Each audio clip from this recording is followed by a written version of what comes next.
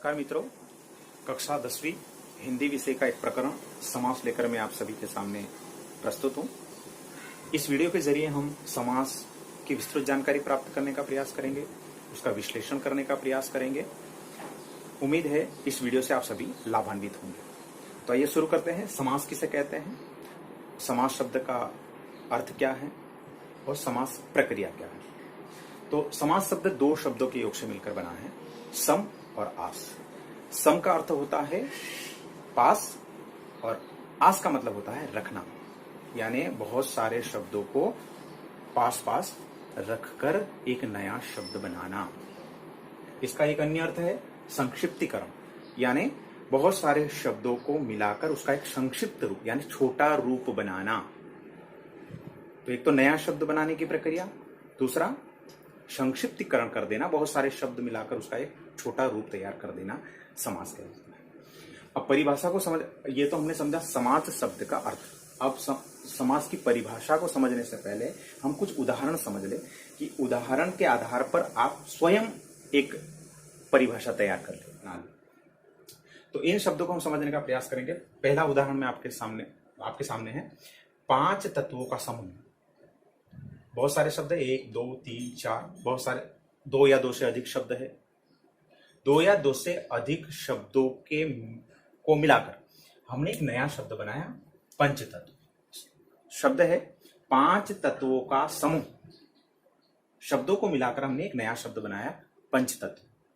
कमल के समान चरण, इन शब्दों को मिलाकर हमने एक नया शब्द निर्मित किया, एक नया शब्द बनाया, एक नए शब्द का निर्माण किया जिसे चरण कमल कहा। पिनाक है हाथ में जिसके, ये शब्दों का, बहुत सारे शब्दों का समूह जिसको हमने एक शब्द बना दिया, पिनाक पानी। बहुत सारे शब्दों, 2 या 2 से अधिक शब्दों को मिलाकर हमने एक मधुमक्खी शब्द का निर्माण कर दिया।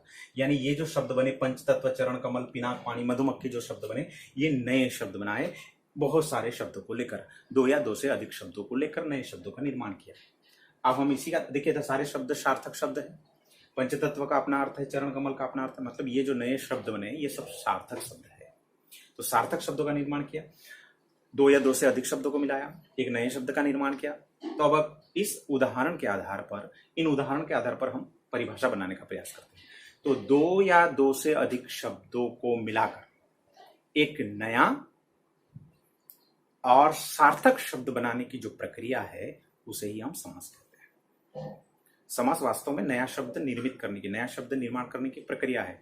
जैसे उपसर्ग में हम मूल शब्द में उपसर्ग लगाकर नए शब्द का निर्माण करते हैं, मूल शब्द में प्रत्यय लगाकर हम नए शब्द का निर्माण करते हैं, उसी प्रकार 2 या 2 से अधिक शब्दों को मिलाकर एक नया शब्द बनाने की जो प्रक्रिया है वो समास है। इन उदाहरणों के जरिए अब हम समझेंगे समस्त पद किसे कहते हैं, सामासिक शब्द किसे कहते हैं। तो सामासिक शब्द और समस्त पद दोनों एक ही अर्थ है, शब्द दोनों एक ही है। समस्त पद और सामासिक शब्द में क्या अंतर है, दोनों एक ही है लेकिन फिर भी पद क्यों कहा। तो पद की सामान्य सी व्याख्या, सामान्य सी परिभाषा ये है कि शब्द जब व्याकरण के नियमों में लिंग वचन कारक के अनुसार बंधकर वाक्य में प्रयोग हो जाता है, या जब वो व्याकरण के नियमों में बन जाता है शब्द, तब वह पद बन जाता है। तो यहाँ जो ये जो शब्द है ना, ये शब्द व्याकरण के नियमों के अनुसार बने हुए। देखिए, कमल के समान चरण, पिनाक है हाथ में जिसके, मधु का संचय करने वाले, ये व्याकरण के नियमों में बने हुए। इसलिए उनको यहाँ कहा कि इन सारे शब्दों को मिलाकर, यहाँ 2 या 2 से अधिक शब्दों को मिलाकर हमने एक समस्त पद बनाया। समस्त मतलब समस्त पद, यानी सारे पदों को मिलाकर हमने एक पद बनाया, एक शब्द बनाया, माफ कीजिए, एक शब्द बनाया। इसलिए इसको हमने समस्त पद कहा। समस्त पद क्यों कहते हैं, इन शब्दों को समस्त पद क्यों कहते हैं, जो नया शब्द बनाया उसको, क्योंकि सारे पदों को मिलाकर एक नया शब्द बनाया। कि ये पंचतत्व, इसमें ये सारे पद मिल चुके हैं। चरण कमल है, इसमें ये सारे पद मिल चुके हैं। पिनाक पानी, इसमें ये सारे पद मिल चुके, इसलिए इसको समस्त पद कहा, या सामासिक शब्द। समास प्रक्रिया के बाद एक नया शब्द जो मिला हमको, समास प्रक्रिया का जो परिणाम हमको प्राप्त हुआ, उस परिणाम को सामासिक शब्द कहते हैं। इसलिए दोनों शब्द सेम है, समस्त पद और सामासिक शब्द दोनों एक ही शब्द है। तो ये जो नए शब्द बने इसको समस्त पद कहते हैं और सामासिक शब्द कहते हैं। ठीक है, परिभाषा हमने समझ ली, उदाहरण हमने समझे, और अब हम जाएंगे पूर्व पद और उत्तर पद किसे कहते हैं। तो इसमें दो पद मिले हुए हैं, हमने परिभाषा में समझा, दो या दो से अधिक शब्द मिलकर नया शब्द बनता है। तो यहाँ दो या दो से अधिक पद मिले हुए मिलकर एक नया शब्द बना, मतलब यहाँ दो पद है। दो पद, पहले वाले पद को हम कहेंगे ऊपर, पूर्व का मतलब होता है पहले, पहले वाले पद को हम कहेंगे पूर्व पद, यानी पंच, ये जो शब्द है पांच, ये पूर्व पद हुआ, और तत्व जो है ये उत्तर पद हुआ। दूसरे शब्द में चरण जो है पहले आया है इसलिए पूर्व पद है, और कमल जो है बाद में आया इसलिए उत्तर पद है। पिनाक जो है पहले आया इसलिए पूर्व पद है, और पानी जो है बाद में आया इसलिए उत्तर पद है। इसलिए पूर्व पद और उत्तर पद को हमने समझा।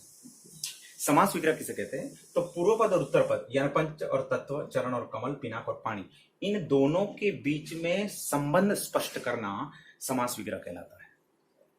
यानी क्या किया जाता है, जो नए शब्द का हमने निर्माण किया है उन नए शब्दों को दोबारा उसी स्थिति में रख देना या उसका विभाजन कर देना, उसको अलग अलग कर देना समास विग्रह कहलाता है।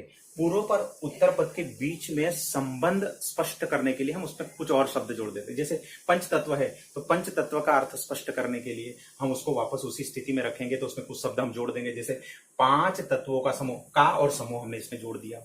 चरण कमल में हमने के समान जोड़ दिया।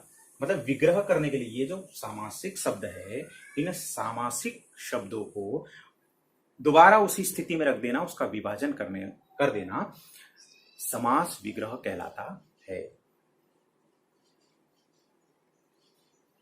दो या दो से अधिक शब्दों को मिलाकर नए शब्द बनाना, नए शब्दों को दोबारा उसी स्थिति में रख देना, उसका विग्रह कर देना, उसका विभाजन कर देना समास विग्रह कहलाता है।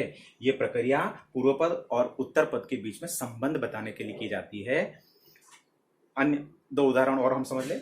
गंगा जल, पूर्व पद गंगा और जल के बीच में हमने का लगा दिया, यानी दोनों के बीच के संबंध को हमने स्पष्ट कर दिया। नील गाय, नीली और गाय दो शब्द है, पूर्व पद है उत्तर पद है, दोनों के बीच संबंध बताने के लिए या स्पष्ट करने के, दोनों के संबंध को स्पष्ट करने के लिए हे जो शब्द हमने लगा दिया।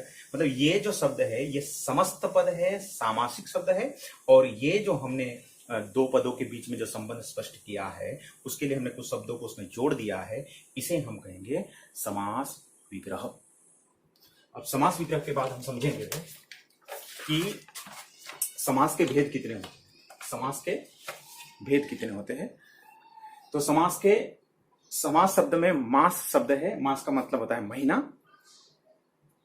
12 महीने होते हैं, 12 महीने को आधा कर दो यानी 6 महीने हो गए। तो समास के भेद जो होते हैं वो 6 भेद होते हैं। 6 भेद में अव्ययी भाव समास, क्रम का इसमें कोई विशेष महत्व नहीं है। अव्ययी भाव समास, द्वंद्व समास, द्विगु समास, कर्मधारय समास, तत्पुरुष समास, बहुव्रीहि समास, ये 6 समास को